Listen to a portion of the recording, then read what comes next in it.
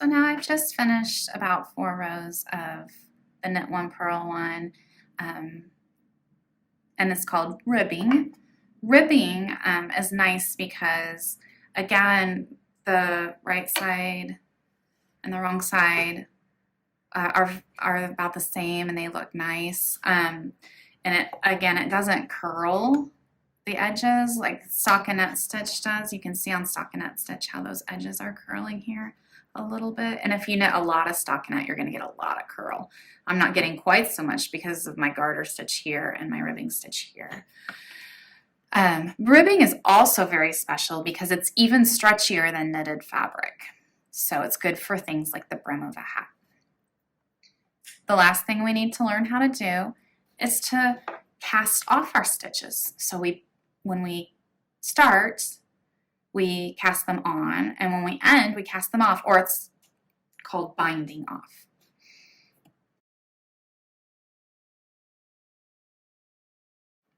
So to bind off your stitches, you're just going to start by knitting 2.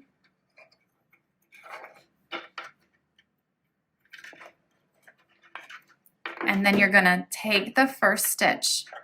You're going to use your left needle and keep the stitch, the second stitch, on your right needle. And you want to move your first stitch with the left needle up and over. So you're going to knit another stitch so that you always have either 1 or 2 stitches on this needle. When you have 2 stitches, you want to take the first one and up and over. And you need 2 stitches to start, then up and over.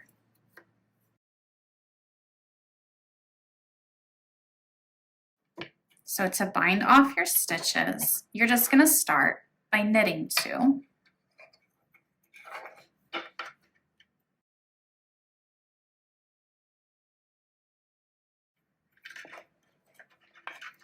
And then you're going to take the first stitch. You're going to use your left needle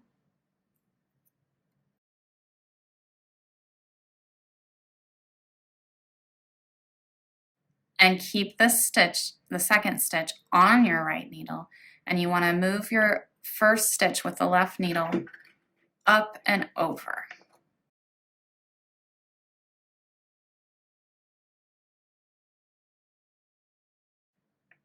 So you're going to knit another stitch so that you always have either 1 or 2 stitches on this needle. When you have 2 stitches, you want to take the first one and up and over.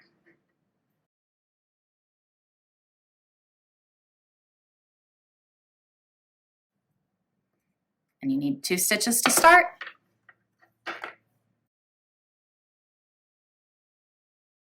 Then up and over.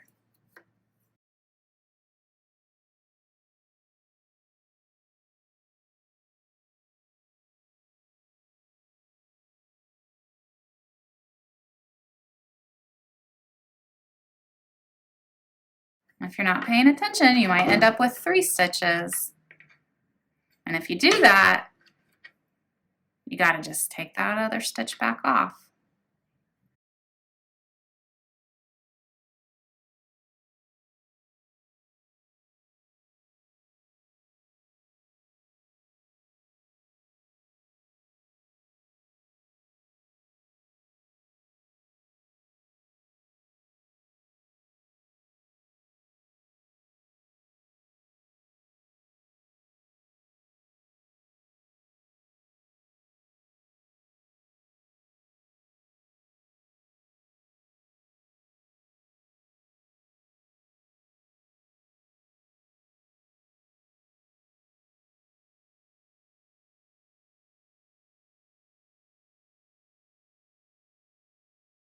Okay, when you get to the last stitch, you'll have 1 stitch remaining on your needle, and there's nothing to slip off and over it. So just make a big loop with it.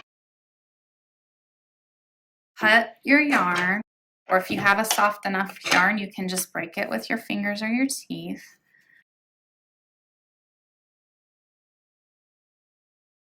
And then pull it through that loop to fasten it off.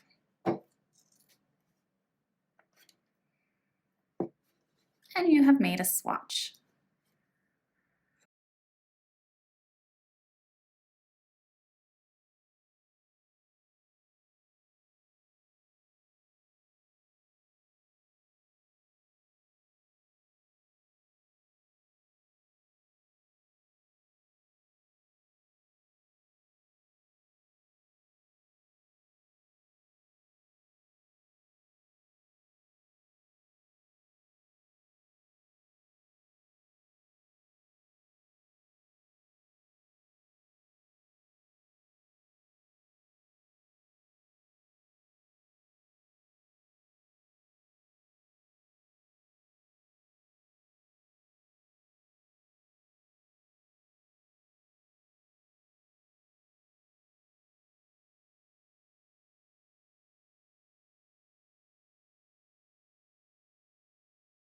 Want to just gently lay it out to dry. You don't want to really stretch it,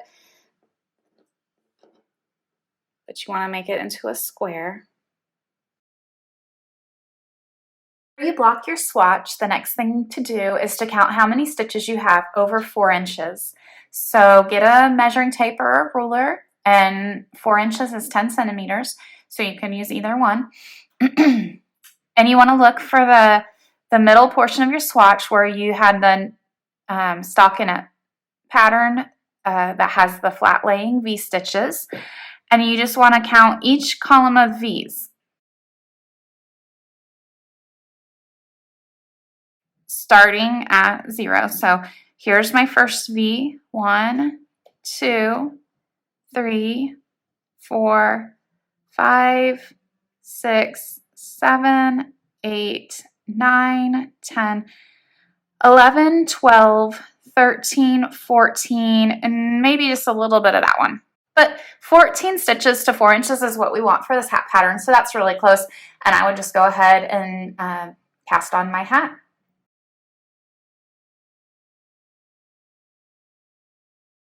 If your gauge is very different, say you had more stitches than you were supposed to, that means you were knitting tighter than our gauge is recommended. So you could either practice and try to loosen up and get the right stitch, or you can change needle sizes and go up a needle size, but you have to buy new needles.